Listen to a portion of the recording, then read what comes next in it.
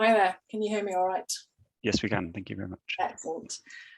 So yeah, I'm just going to follow from Aidan, just thinking about sort of the interaction of groundwater with surface water, with a specific case study of some site work that we carried out at the Gwydyr Forest area in North Wales, using tracer tests to have a look at the role of historic mining on flow pathways, both on flow pathways in surface water.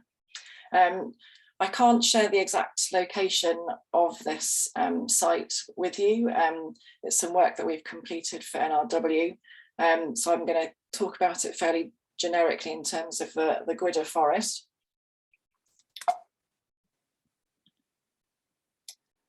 So just to give you a bit of scene setting, sort of geographically, the Gwydyr Forest, sorry about my Welsh pronunciation for anybody who's here from Wales. There's 6 key sort of mining areas which are listed there, and they're all in this kind of little area between sort of Betsy Coed and Roost, just to the east of Snowdonia National Park.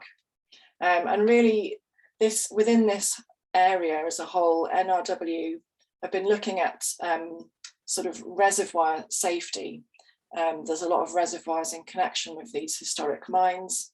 They were looking at the feasibility of diverting some of these flows from one watercourse to another. So it's necessary to understand the likely impacts of changing flows in different watercourses, thinking in terms of flood risk and safety, as well as in relation to water quality. In this particular case, the water course discharged to another recreational reservoir that was sort of fairly close by, down gradient. So just for a bit of history, lead and zinc mining occurred across the Gwydyr Forest with its heyday sort of from 1850 to 1920. There had been some earlier shallow mining, suspected even back from Roman times and also in the early 17th century.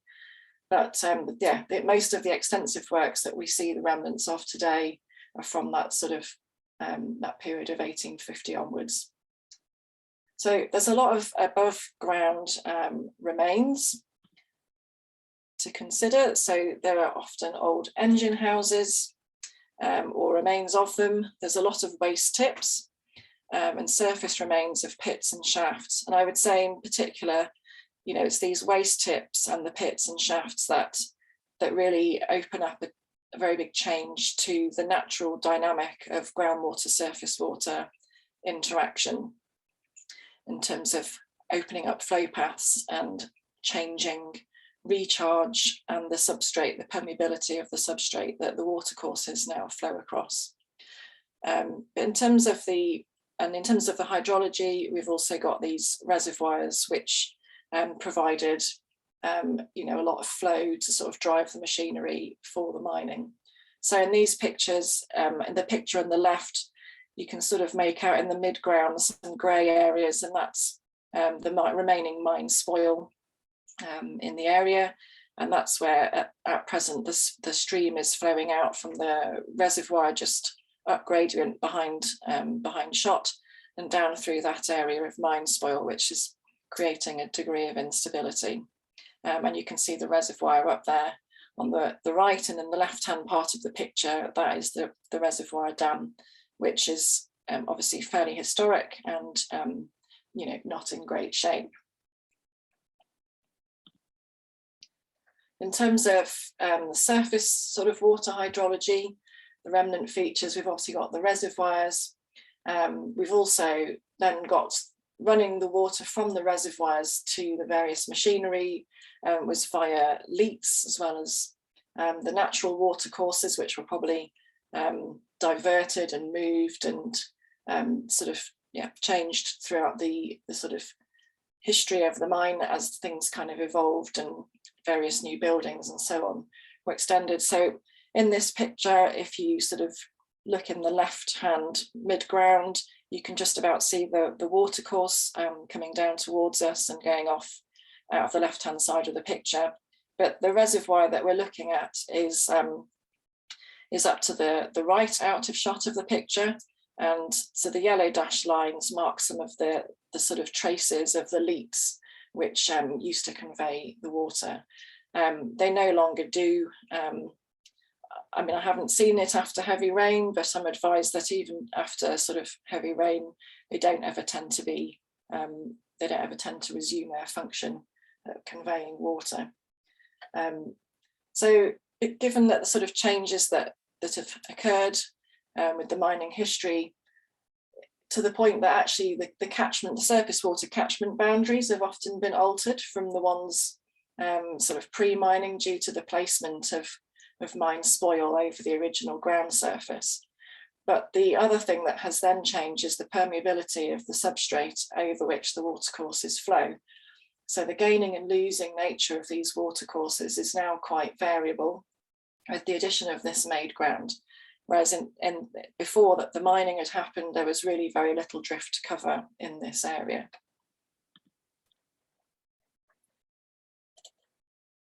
So again, just to show a couple of pictures here, they are all quite close together, you know, a few hundred meters apart, but the photo on the left is actually down gradient of the photo on the right.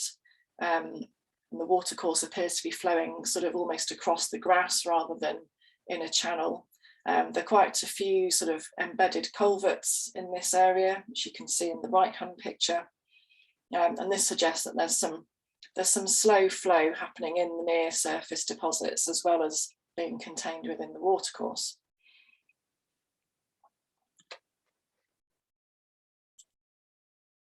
So in terms of the hydrogeology, the geology of this site is the Nodglass Formation, which is a black pyritous graptolitic mudstone. It's got rusty weathering and is very soft, well cleaved and coal-like. The mine plans in the area outline the main loads, which is LODES, or horizontal tunnels. Then you've got the shafts, which are the vertical entries down from the ground surface, and they do also show the leaks. The loads occur at various depths below ground level, so kind of layers of tunnels as they were carrying out their workings. So all of this completely changes the flow pathways and hydraulic connectivity. You can't really consider just the nature of the Nodglass Formation and its own sort of character. You've now got to factor in, you know, it's almost going to start looking like one of the limestones that Aidan showed you before, sort of karstic behaviour with these tunnels. So there's no mapped superficial deposits on the BGS mapping. If you're going to think about sort of any recharge or sort of base flow to the watercourse, but you now have this consistent thickness of mine spoil overlying the bedrock. It's not very well documented. It's estimated at 5 to 10 meters thick, but it's very important for the hydraulic connectivity between the surface watercourses and the mine bedrocked groundwater. And our observation of it, which tallies with the sort of documented instability, is it's pretty permeable and it's not very well consolidated. So coming back to sort of NRW's question, they wanted to know what effect might the mine workings have on flows across this reservoir outflow catchment. So in this study, the investigations, which were sort of preliminary surveys really, included some spot flow gauging, as well as some initial tracer tests.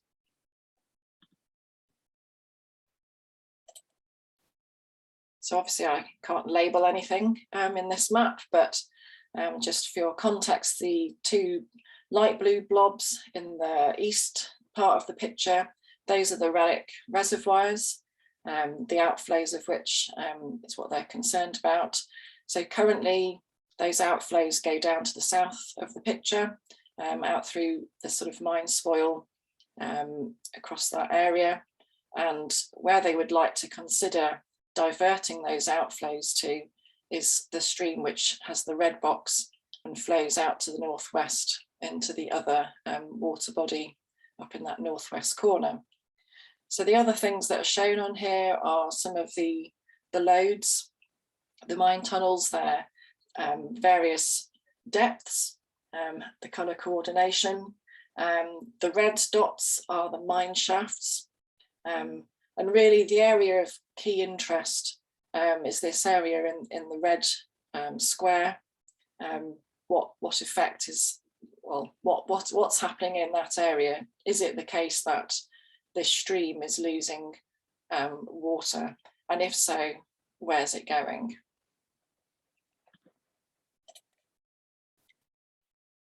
So just in terms of trying to visualize this in cross-section, the green dotted load that was on the map, which connected out closest to the water body up in the northwest, that's the main adit. It's very accessible. In fact, where the adit outflow occurs is right by a public recreational car park. Although it's fenced off, obviously, but you can certainly fairly readily see the adit at that point. And then the area that we looked at on the map with the red square is indicated there at the upper levels. So it's quite a complex area. There's more detail than I could realistically share sort of on that previous map, but just trying to think about the sort of complexity of what might happen to flows as they travel across the original mine working area. So some spot flow gauging was undertaken for us along the length of the watercourse. It did seem that the flows up gradient of the site were in fact 40% greater than those through the area of the mine.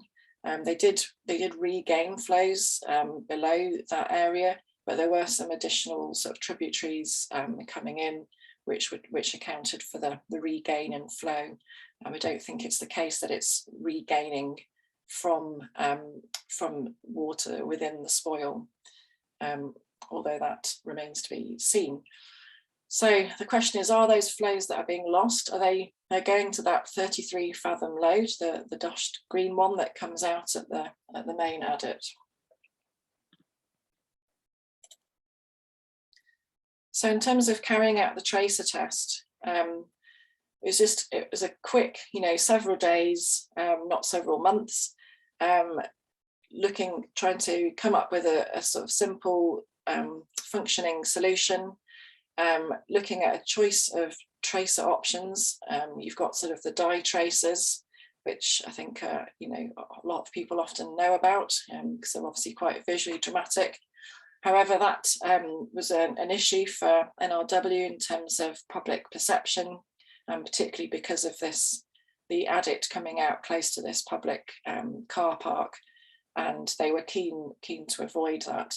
So the tracer we were requested to use was good old table salt, to use sort of the chloride, sodium chloride. And in order to monitor this, monitoring is then quite straightforward with EC loggers. And I guess when you're thinking about doing tracer tests in an area of mining, you've got to have a think about the chemistry. Is it appropriate? So in this case, for example, we've got the mining was from lead and zinc. So the groundwater is unlikely to have a high chloride level.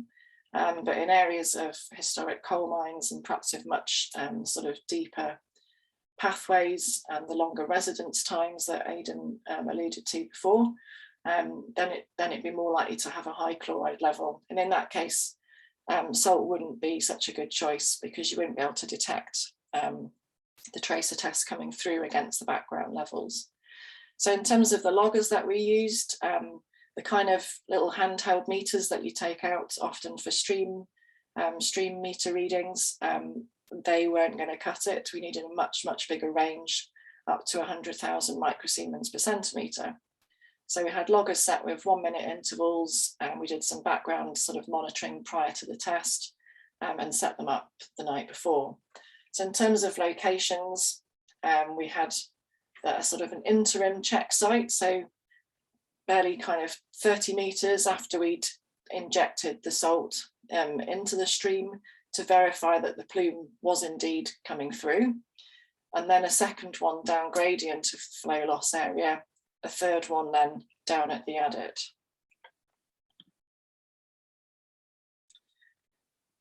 Oh, how do I go back? There we go. So just going back to the map, the red cross marks the injection site roughly, with the sort of interim monitoring site quite close by. The flow then goes through the mine workings area. We've got the second monitoring site and the third one down at the adit. So the tracer injection comprised a solution of water from the stream in a 5 litre bucket with pre-weighed salt bags sort of dispatched into the water and thoroughly dissolved prior to injection. So the concentration of that starting solution was typically around 80,000 microsiemens per litre. So it was added as an instantaneous slug, and then the timer was started immediately. So when we're measuring later on, then we were correcting the conductivity levels for the background levels within the stream. So in terms of how to use the information, you convert the conductivity values to total dissolved solids by applying a conversion factor, and then you can plot against time to generate this tracer breakthrough curve as a sort of concentration time series. So the hypothesis is that the water is lost from the stream and reaches the adit via the mine workings. However, we had a lot of uncertainty about the residence time and flow paths of the water underground. So by having this interim monitoring location just below the mines area, the test allowed us to have some sort of purposeful quantification about the hydraulic connectivity of the watercourse to the mine features. So alongside the flow data, you then calculate the area under the curve, integrate that to allow an estimation of the recovery of the tracer mass at this point. This does, however, assume that you've captured the flows efficiently, and the mass recovered represents the amount not lost to the spoil or the mine workings and tunnels. So we did manage to achieve something that looks like a breakthrough curve over various tests. Without going into all the details, we managed to achieve that at this site. So comparing the starter concentration that we had with that recovered, although the spot flow gauging indicated that 40% of the flows were lost across the mine area, we actually lost about 85% of the tracer. So there's room for error in both of these sort of ways of measuring loss in the stream, and there's a lot of assumptions that you need to make. So for example, in terms of the tracer, potentially you've got a single logger positioned within the stream, and perhaps not all of the tracer that was passing by was observed because you're not covering the whole cross section. Further down gradient at the adit, there was no tracer observed within the timescale that was available, which was only a couple of days. But what that then tells us is that the residence time through the workings was substantially longer, and that's what would need to be considered in a future test. In fact, we had some other anecdotal information from a local resident who, by chance, had a bucket of fluorescein in his garage, don't ask, but he tipped some down one of the other mine shafts for a laugh. So obviously then this had a sort of fast track straight into the adit, and he had managed to observe it coming out at the adit. But obviously in comparison, what we're looking at is how does that watercourse interact with the mine spoil, and what impact is that having on residence time? Clearly a lot longer, but it's going to need some more testing to look at that more rigorously.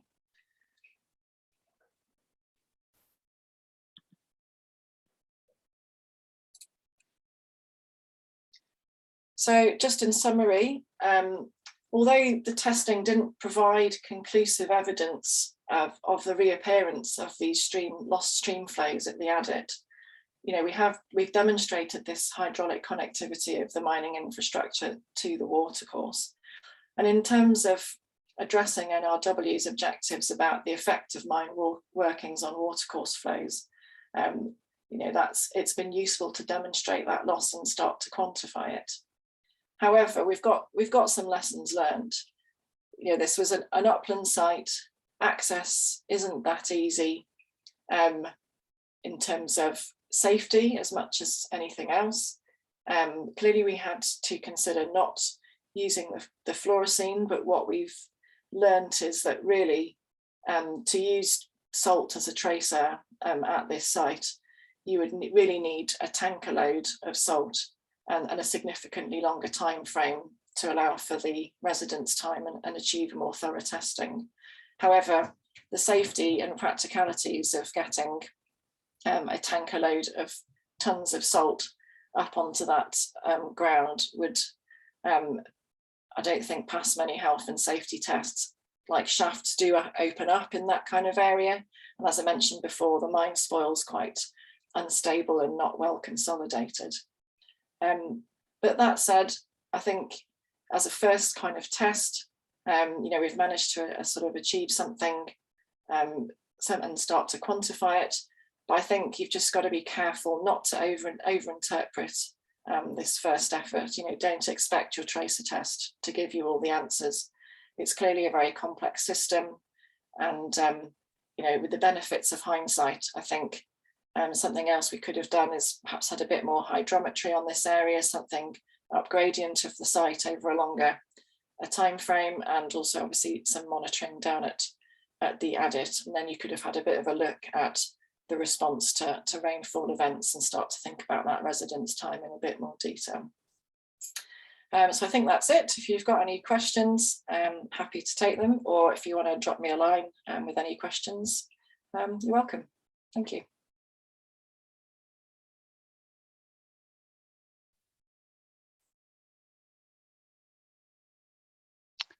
Okay, thank you. Do we have any questions? We've got a few. Do you want me just to start at the top? Yes, go for it. Yeah. Alex Crow and Jess Stirrups has asked, was there any evidence that the miners had attempted to line the stream? To line the stream? No, I don't think so. Yeah, these watercourses were just taking they're broadly their original course, and actually if you look at historic mapping, those watercourses do sort of predate the mining, but they've just ploughed on around it while they've been doing their mining works, and by chance the watercourses have stayed sort of broadly in position. Okay, great. John Leyland has asked, have you managed to generate a reasonable water balance for the studied system? No, we have not. That was a sort of initial look into it. And I think due to sort of other complexities around the whole area and the other sort of interconnected mining areas, I think NRW have sort of since taken a different direction in how they're going to take this project forward.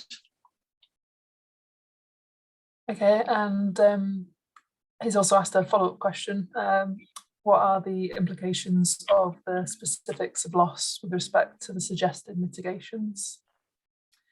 Yeah, so I think at this site, they were concerned that if they diverted the watercourse and the water was lost sufficiently at a sufficiently fast rate from the mine area and emerged at the adit, would that cause issues in terms of sort of flood flows into that down gradient water body?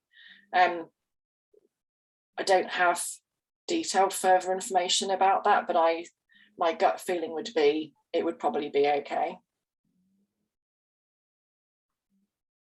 Okay, great.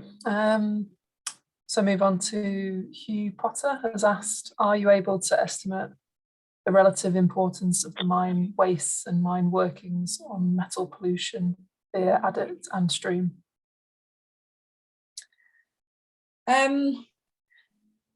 Yeah, so we've basically got some sort of limited water quality data. it was really just to validate that the use of salt was appropriate, that we didn't have particularly sort of crazy high sort of chloride levels. Needless to say, zinc and lead were elevated, iron as well, but they weren't massively above sort of environmental quality standards. So, you know, I don't think that there's a particular issue with having to treat this water, for example. Certainly at the adit, I don't have a picture of it, sorry, but there's certainly where the water's coming out of the adit, it's the bed of the stream is quite orange and iron stained, but the water itself that's coming out is no longer orange. Okay, and Joe Thorpe has asked, how did you estimate the amount of salt you used, or was it just a case of how much was practical to use in the field? Yes, in the end it was what was practical.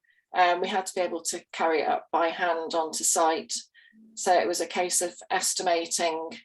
There was a bit, it looked like a kind of school science project in my kitchen.